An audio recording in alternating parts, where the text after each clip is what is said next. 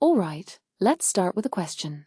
What if I told you the future of fast food isn't burgers, sushi, or even tacos, but Italian pasta? Yeah, I know, sounds wild. But stay with me here. There's this chain called Dalmoros Fresh Italian that's blowing up right now, and honestly, it's making me rethink everything I assumed about quick-service dining. Let me explain why this isn't just another fast casual gimmick. It might actually be onto something huge. So, quick backstory. Dalmoros started in Venice, Italy, licensed by this family in Florida 5 years ago. Now, they're sprinting to open spots in NYC, Texas, DC, even inside Walmart stores. And every time I see a brand expanding like this, my first thought is, why now? Why Italian? I mean, when you say fast food, most of us default to the usual suspects. But Dalmoros is betting we're ready to trade greasy fries for fresh pasta bowls. Personally, I think they're tapping into a craving we didn't realize we had: affordable, customizable, and healthy-ish meals that don't skimp on flavor. Here's what fascinates me most: their build-your-own Italian concept. Now, we're all drowning in DIY food trends, Mediterranean bowls, burrito bars, you name it. But Italian? That's a blank space on the map. And Dalmoros is filling it by stripping down the fine dining pretension around fresh pasta. Let's be real, most of us associate fresh pasta with a $50 entree and a white tablecloth vibe.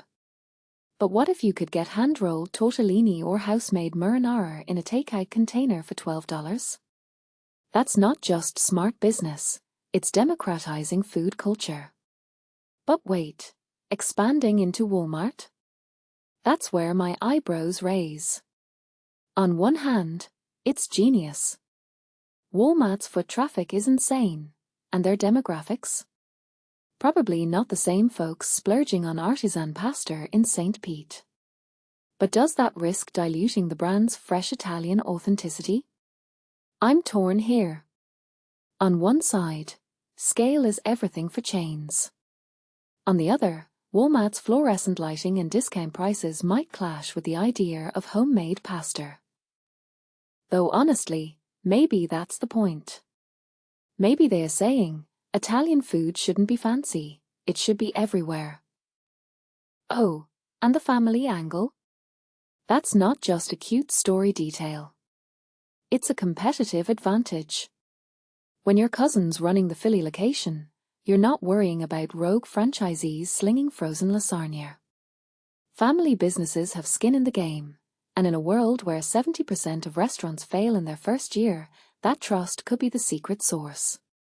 But here's the question: can a family-scale operation really keep up with national demand? Chipotle started in a single Colorado strip mall. So did Subway. But those brands had to professionalize fast. Dalmoros is walking a tightrope: stay family-run and risk slowing growth, or bring in outsiders and lose that Nonner's Kitchen vibe. And let's talk rebranding. They shifted from fresh pasta to go to fresh Italian, a move that screams, we're not just a one-trick pony. But does broadening the menu dilute their niche? Expanding beyond pasta could attract more customers, sure. But what if people start asking, wait, are they a pasta spot or a sandwich shop? I've seen brands implode from this. Think of the uncanny valley of fast food, those sad, half-baked attempts at being everything to everyone. But if they nail it, they become the next Panera, but for Italian staples. High risk, higher reward. So, what's the bigger picture here? Dalmoros isn't just selling food, they're selling accessibility. They're betting that Americans are tired of the same old options and ready to embrace something that feels both global and personal. And honestly, I think they might be right. We're in an era where experimental dining means getting a photo-worthy burrata salad in 90 seconds. The real story isn't about pasta, it's about how we're redefining convenience. Fast food isn't about speed anymore. It's about making us feel like we're making better choices. Whether Dalmoros becomes a household name or a cautionary tale, though, that depends on whether America's ready to fall in love with Italian comfort food all over again. What do you think? Drop your thoughts below. Would you line up for a $15 build-your-own carbonara bowl, or is this just another food trend chasing TikTok fame?